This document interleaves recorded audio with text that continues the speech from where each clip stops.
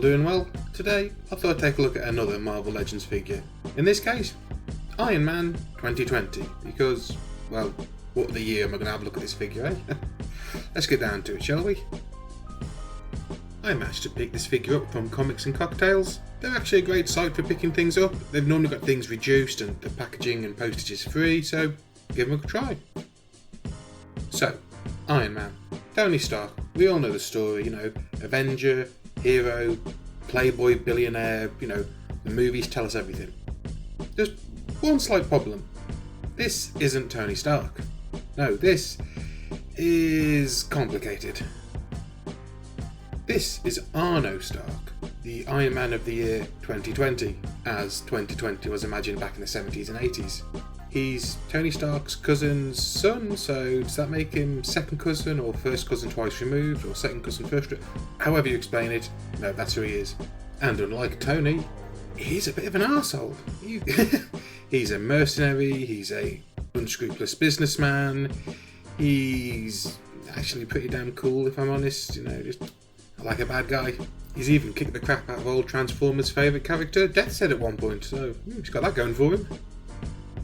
I actually first found the character out in, I think it was an issue of Machine Man 2020, though at the time I think it was just called Machine Man and they added 2020 in later, where the title character finds himself in the future year of 2020 and having to deal with, well, less than favourable situations, let's just put it that way.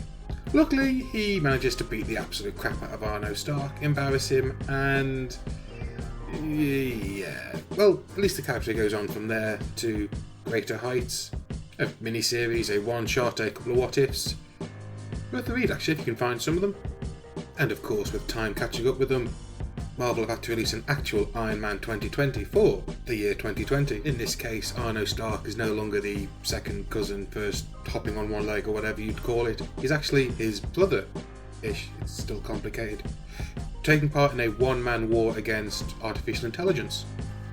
They even managed to make a cheeky reference to the first appearance of Machine Man by having the current Machine Man face the Machine Man that appeared in Machine Man 2020 in a bit of a in-comic joke.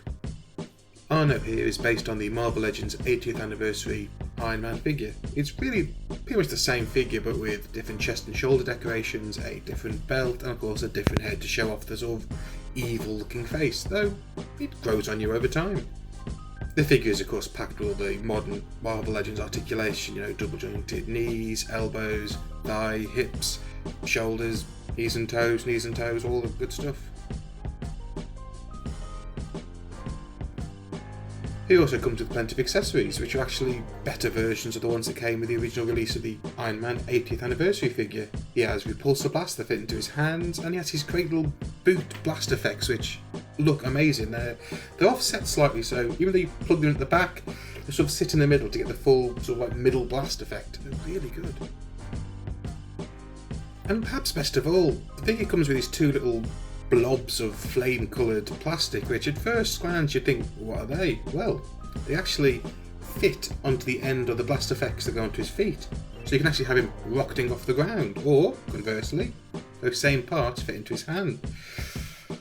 Ooh, that looks great, doesn't it? Look at it. Oh, look, this is probably my favourite pose for him, actually. He's coming down to land, he's using his hands blasters to sort of slow his descent, just to go, whoop, and I'm walking away, I'm on the ground, it's all good.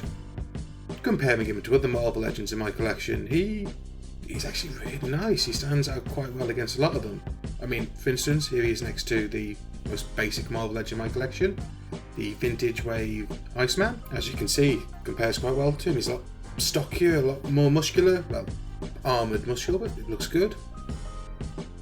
Here he is next to a smaller Marvel Legends figure, the Ultimate Spider-Man figure, which is on the teen male book, which, these girls against him quite nicely.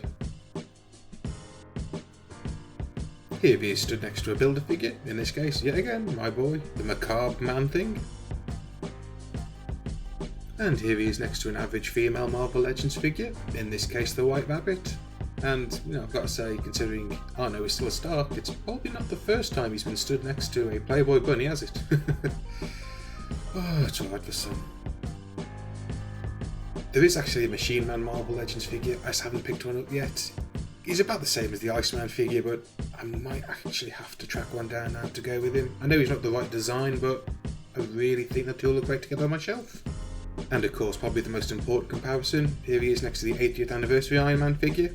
As you can see, it's basically the same figure with different tones of gold and red, and all the different accessories stuck to the body. But I know they both look good in their own right, and I'm happy to have both. Also, the best part of the two of them having basically the same mould is that the blast effects are completely compatible with the original Iron Man figure. So whatever Arno can do, Tony can do as well, and I actually think in some ways he looks better. I mean, look at him blasting off. It's Iron Man. It's brilliant. Okay, so let's face it. This isn't really a character that Hasbro had to make. I mean, if it wasn't for the fact he was Iron Man of 2020, and it happened to be in 2020, he'd probably never get made. I really hope I don't have to wait till 2099 to get my Doom 2099. That will be annoying. Anyway, I actually really like this figure. I'm glad I got him. I don't know. He isn't a outlier in my collection. He fits in perfectly with every other figure I've got, and I'm really glad I got him. There's just something slightly special about him. Even on a shelf with the original Iron Man figure, he still manages to stand out, to put across this sort of evil look. Like, he is basically what he is an evil Iron Man, and he definitely puts that across. Well, that's it. I hope you enjoyed it. As always, stay safe, stay sane, and I'll see you next time. Ta-da!